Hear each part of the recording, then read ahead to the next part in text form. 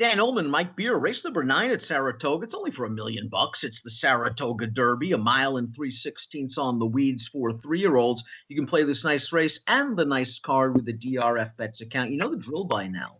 Sign up, use the promo code HELLO, and start punching away. Here's the field for the Saratoga Derby. Nice to see a big field for this pot. It is a very competitive race. It'll be interesting to see how they bet this race.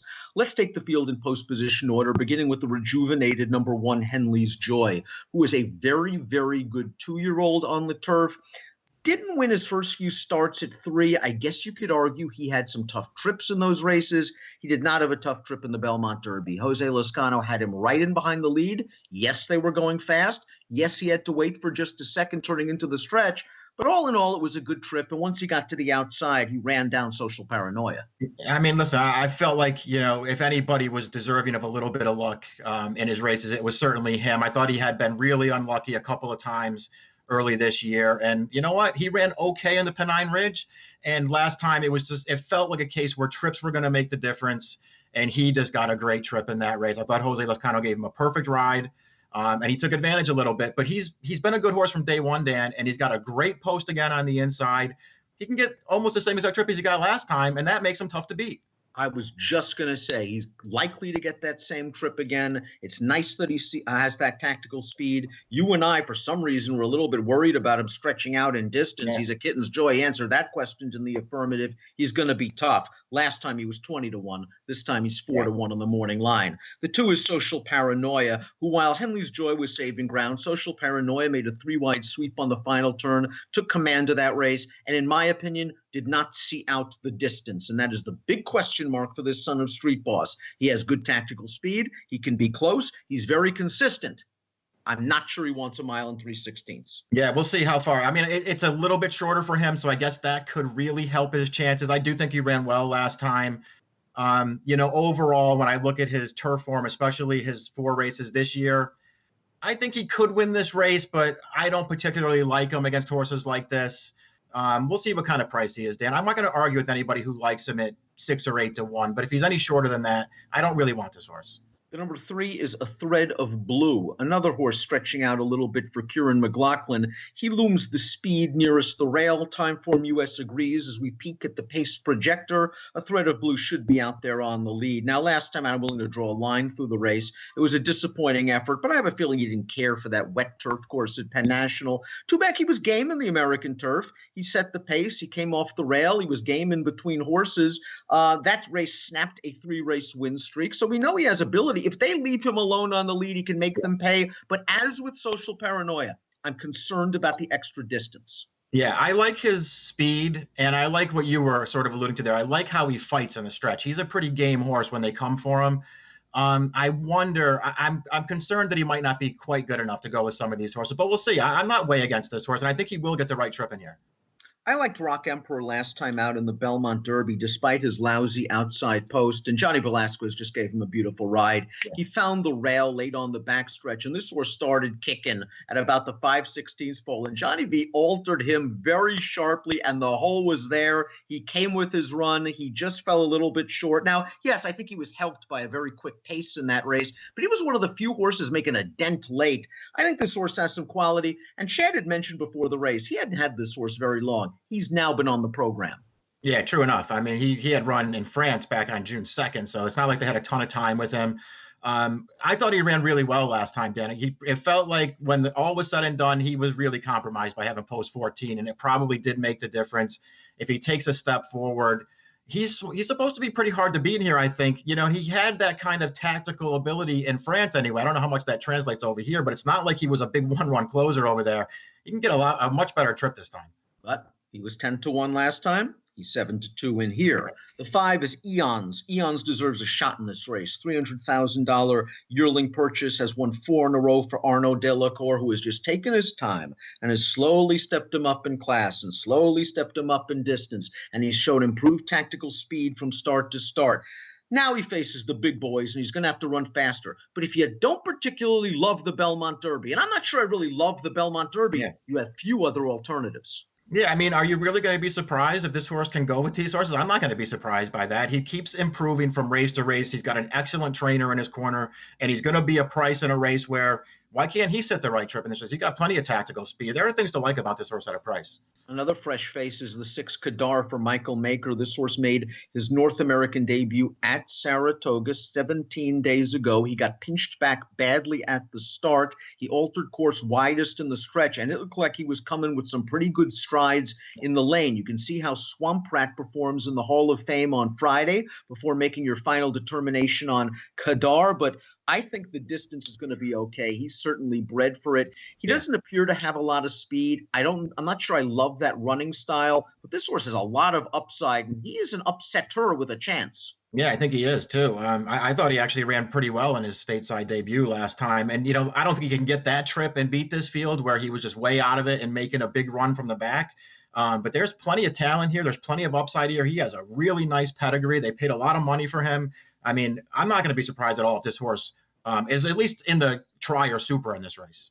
Although fourth in the French Derby, I'm not sure where Cape of Good Hope fits from a class perspective. I don't really think he was one of their better horses. Your thoughts on his Belmont Derby? I mean, I just didn't think that he ran that well. I thought he was an interesting horse in that race at a very good price. I thought all in all, he got a pretty good trip and ride in that race. He had a look at it in the stretch, and I just didn't think he was good enough, and it just makes me not want to play him back in this race.